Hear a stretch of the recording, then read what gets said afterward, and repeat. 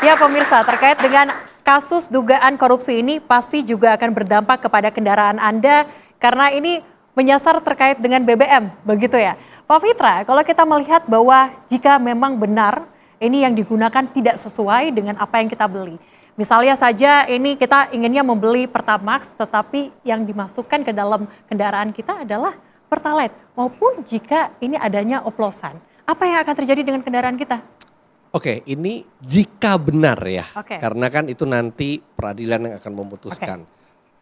Jika benar bahwa bensin yang kita beli di bawah kualifikasi minimal yang dipersyaratkan oleh mobil kita, maka pasti akan ada hal buruk yang terjadi.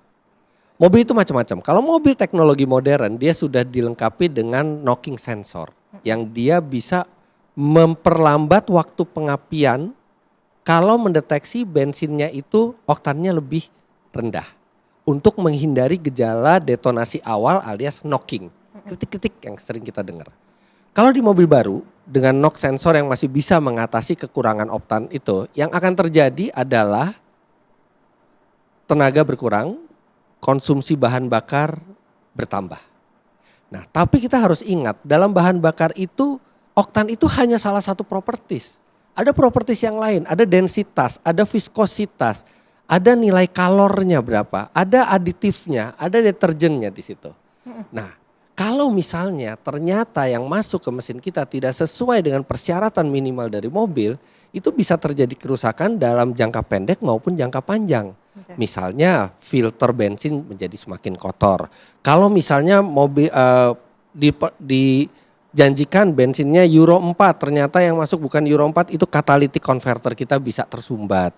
Dan yang paling bahaya adalah kalau kita memasukkan bensin yang di bawah standar oktan minimal yang dipersyaratkan oleh mobil itu dan mobil itu tidak memiliki knocking sensor, misalnya mobil yang keluaran tua gitu ya, bisa terjadi ngelitik. Ngelitik itu detonasi awal. Piston masih bergerak ke atas yang semestinya bensin itu belum meledak, dia sudah meledak duluan karena oktannya terlalu rendah.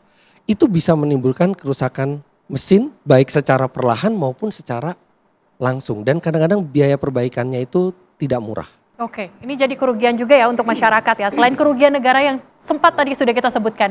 Saya mau tanya ke Pak Hendra. Pak Hendra, mungkin ada yang mau ditanyakan kepada narasumber-narasumber kita di sini, mungkin terkait dengan keluhan, ataupun mungkin mau konsultasi nih, kendaraannya selama 5 tahun pengguna Pertamax, mungkin ada yang dirasakan atau seperti apa, silakan Pak Hendra. Ya, jadi ini kan saya ingin mendahului ini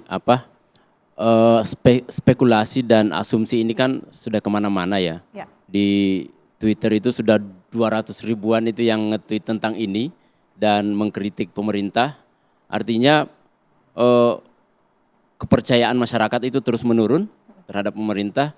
Jadi yang ingin saya tanyakan, terserah siapa yang bisa menjawab itu. Kira-kira secara teknis, secara kebijakan, kira-kira bagaimana mengembalikan trust itu? Karena kalau dari penjelasan Bapak tadi yang mengatakan bahwa kita harus mengumumkan bahwa kita sudah melakukan pemeriksaan, masalahnya adalah proses hukum terus berjalan dan masyarakat lebih cenderung percaya dengan hukum, kejaksaan, peradilan. Jadi ketika ini terbukti nanti di pengadilan, ini akan lebih hancur lagi. Jadi sangat sulit untuk dihentikan kritik masyarakat ini. Baik. Terima kasih. Pak Eri mungkin bisa dijawab, Pak. Kalau kita bisa lihat seperti yang tadi pertanyaannya, mungkin lebih singkat saja dari pandangan Bapak seperti apa, Pak? Benar, jadi memang harus segera ada action. Ya, quick respon dari Pertamina, dari pemerintah. Ya harusnya Fitra Eri ini langsung diajak bicara oleh Pertamina, langsung ngomong ke masyarakat karena beliau punya follower jutaan. Ya, semua karena ini kan adanya di medsos, mainnya di medsos. Jadi ada above the line, ada below the line. Jadi yang below the line ini di SPBU pasang spanduk-spanduk, ada sosialisasi, libatkan masyarakat, libatkan aparat penegak hukum, sosialisasi di seluruh kabupaten kota, khususnya Jabotabek nih. Jabotabek ini ada 700 SPBU. Segera lakukan sosialisasi bersama para influencer ini untuk tujuannya menenangkan masyarakat bahwa oplosnya itu salah kaprah gitu. Oplos dengan blending kan beda nih. Kalau siap. blending itu resmi, kalau oplos kan kesannya itu kan manipulatif gitu. Oke, Mas Fitra gimana? Siap, Waduh, bersedia Pak, mungkin? hari ini saya dihubungi Pertamina untuk bilang bahwa bukan bensin oplosan. Saya sendiri tidak berani karena saya tidak tahu faktanya seperti apa. Iya. Saya masyarakat biasa, saya konsumen. Saya dengar dari Kejaksaan Agung ada oplosan. Kebetulan saya dengar pendapat di DPR tidak ada oplosan. Mana yang benar? Jadi kalaupun Pertamina mau mengembalikan kepercayaan, menurut saya yang dilakukan harus komunikasi publik yang tepat. Tidak harus melalui influencer. Oke, mungkin ada yang mau ditambahkan, Mas Abra, silakan. Oke. Jadi saya ingin menyambung tadi sampaikan Pak Eri bahwa justru ini mestinya tidak hanya Pertamina yang terkesan defense untuk menjelaskan bahwa memang tidak terjadi pengoplosan, tidak terjadi penyimpangan dalam pengolahan produk tersebut. Justru ini saya pikir peran pemerintah dan DPR mendorong pemerintah dalam hal ini adalah Kementerian SDM dan Kementerian BUMN. Jadi kan sudah ada tadi mekanisme pengawasan auditnya dilakukan oleh BPH Migas dan juga Ditjen Migas.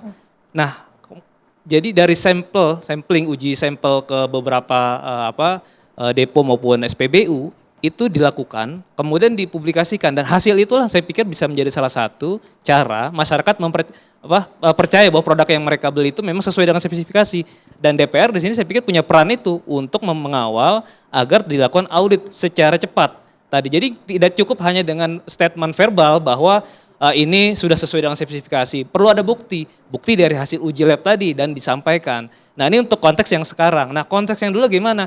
Mungkin ya nanti di persidangan pasti akan disampaikan oleh masing-masing pihak bukti-bukti. Tetapi saya juga mendorong juga bagi otoritas dalam hal ini adalah Dirjen Migas dan juga BPH Migas untuk menyampaikan hasil audit ataupun uji lab di tahun-tahun ketika itu seperti apa. Itu juga akan menjadi penguat juga ataupun mengembalikan kepercayaan publik bahwa BBM yang mereka konsumsi selama ini, baik sekarang maupun yang dulu itu memang sudah sesuai dengan spesifikasi. Oke, audit harus dilakukan dan DPR bagaimana nih kesiapannya? Ya, pertama saya kira begini. Tadi kita bicara komunikasi. Saya setuju komunikasi harus dilakukan. Pertamina harus melakukan komunikasi oleh person of authority. Jadi seorang memiliki otoritas. Apakah selama ini kita melihat dari Pertamina itu ada direksinya, hadir di situ memberikan penjelasan, keterangan, menenangkan masyarakat, tidak kan jubir yang bicara. Jadi saya kira perlu ada betul-betul ya pimpinan tertinggi Pertamina karena ini kan membawa keresahan di masyarakat.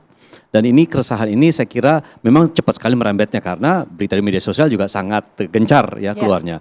Jadi saya kira perlu ada upaya dari direksi untuk bisa memberikan keterangan kepada masyarakat, meyakinkan masyarakat bahwa itu tidak terjadi. Kedua, memang kita sudah meminta agar ada upaya pembuktian yang nyata oleh pihak Pertamina yang kemudian bisa ditunjukkan kepada publik secara transparan bahwa ini loh tidak ada pengoplosan, mesin ibu bapak selama ini aman dan seterusnya Pertamina akan tetap menjaga agar tidak terulang lagi dan akan memberikan misalkan jaminan penggantian jika memang ada permasalahan ibu bapak terkait masalah bensin BBM yang kemudian dibeli tidak sesuai dengan spesifikasinya. Saya kira hal-hal itu perlu dilakukan. Ya, juga perlu dibuat misalkan saja seperti ini pertemuan terbuka antara misalkan direksi Pertamina dengan publik secara umum. Ya, saya kira itu bukan hal yang sesuatu yang sulit dilakukan, tetapi inilah yang kemudian membuka pembicaraan diskursus yang sehat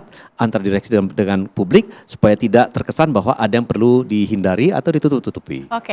Kami juga dari tim IBF sudah mencoba untuk menghubungi Pertamina, kemudian juga Kementerian BUMN, pun juga dengan kejaksaan terkait dengan kasus ini, namun tidak bersedia untuk hadir nih.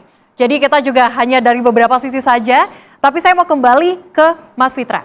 Mas Fitra, tahun 2024 kasus terkait dengan Pertamax ini beredar, banyak sekali viral di media sosial, bahwa filternya lah, pompanya lah rusak karena Pertamax.